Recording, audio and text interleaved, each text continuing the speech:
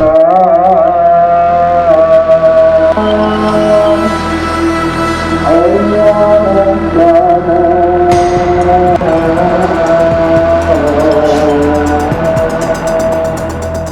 tragis dialami sebuah keluarga di Banyuwangi, Jawa Timur. Sabtu malam 28 Juni 2025, tepatnya di Desa Gombolirang, Kecamatan Kabat, ramai warga berkerumun di salah satu rumah. Kedatangan warga kala itu karena mendengar berita adanya pembunuhan yang terjadi di dalam rumah ini. Semakin malam, kerumunan warga saat itu semakin ramai hingga menutupi tampak depan rumah tersebut. Informasi adanya pembunuhan di dalam rumah ini ternyata benar adanya. Polisi yang datang malam itu langsung membentangkan garis polisi di sekeliling rumah. Warga pun geger. Korban dari pembunuhan di dalam rumah ini ternyata seorang anak yang berusia 11 tahun. Awal mula pembunuhan itu terjadi ketika SP datang ke rumah korban untuk menjemput istrinya. Saat itu, Nur Indana Zulfa sedang bersama kedua anaknya di ruang tamu rumahnya. Tanpa alasan yang jelas, tiba-tiba keduanya berselisih tepat di hadapan kedua anak Nur Indana Zulfa. Diketahui belakangan, Nur Indana Zulfa sudah 10 hari berada di rumah itu bersama anaknya karena menghindari keributan dengan SP suami barunya. Namun tanpa alasan yang jelas, malam itu pelaku memaksa sang istri Nur Indana Zulfa untuk ikut bersamanya. Namun ajakan sang suami tak diindahkan oleh Nur Indana Zulfa. Atas penolakan itu pun membuat SP naik pitam. Alhasil, SP yang di luar kendali saat itu kembali bersiteru dengan sang istri. Keributan pun tak terhindarkan. Usai keributan terjadi, sang istri pun akhirnya menuruti kemauan pelaku untuk keluar dari rumah itu. Namun tak beberapa lama setelah meninggalkan rumah, ternyata SP kembali masuk ke dalam rumah. Nur Indana Zulfa pun tak mengetahui apa maksud dan tujuan SP masuk kembali ke dalam rumah. Usai masuk ke dalam rumah, pelaku langsung mematikan seluruh lampu yang ada di dalam rumah itu. Usai menunggu cukup lama, Nur Indana Zulfa mulai curiga dengan gerak-gerik suaminya yang tak kunjung kembali menemuinya di luar rumah. Nur Indana Zulfa menyusul sang suami, menemukan rumahnya dalam kondisi gelap. Nur Indana Zulfa semakin curiga akan adanya ketidakberesan di dalam rumahnya. Ketika masuk ke dalam rumah, ibu korban melihat suaminya dengan tergesa-gesa meninggalkan rumah melalui pintu belakang. Melihat pelaku kabur, Nur Indana Zulfa sempat mengejar suaminya. Namun saat itu perselisihan kembali terjadi hingga keduanya saling tarik-menarik tas milik suaminya. Pelaku memasuki rumah, lalu kemudian dari hasil olah TKP sementara pelaku mematikan lampu penerangan sehingga kondisi gelap.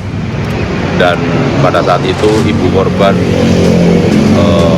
masuk dalam rumah dan memergoki pelaku sehingga pelaku kabur dan ditemukan kondisi anak sudah dalam keadaan tak bernyawa di dalam kamar mandi.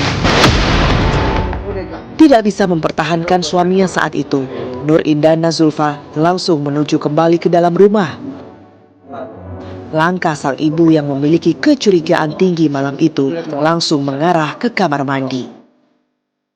Kecurigaan sang ibu pun benar terjadi. Dirinya menemukan SA, anak kesayangannya, sudah tidak bernyawa di lantai kamar mandi. Dirinya pun langsung menggendong sang anak untuk membawanya ke rumah sakit.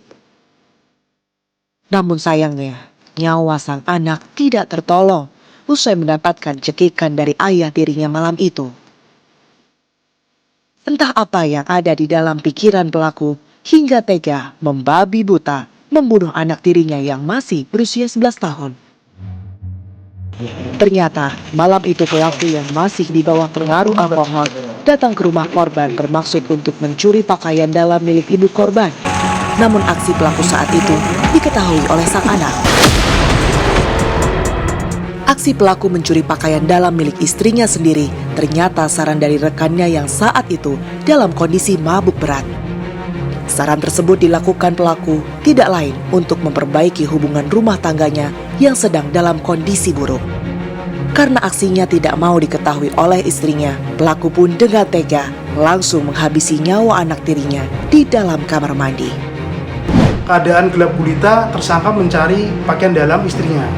Tetapi saat mencari, ada anak dari tersangka dan istrinya ini, anak tirinya, itu mengetahui kemudian sempat memanggil ibunya, tetapi karena tersangka ini panik, tersangka segera membawa anak tirinya ini ke salah satu kamar.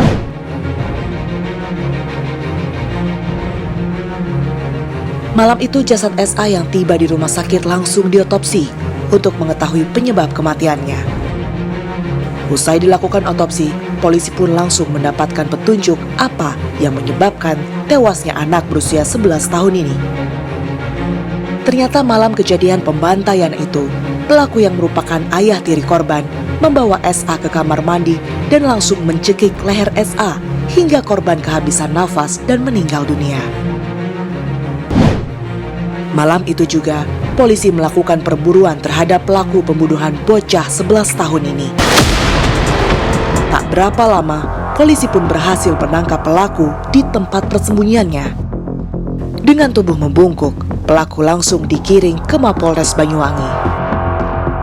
Untuk mempertanggungjawabkan perbuatannya, pelaku dikenakan pasal 80 ayat 3 UU Perlindungan Anak serta pasal 338 KUHP tentang pembunuhan yang ancaman hukumannya 15 tahun penjara.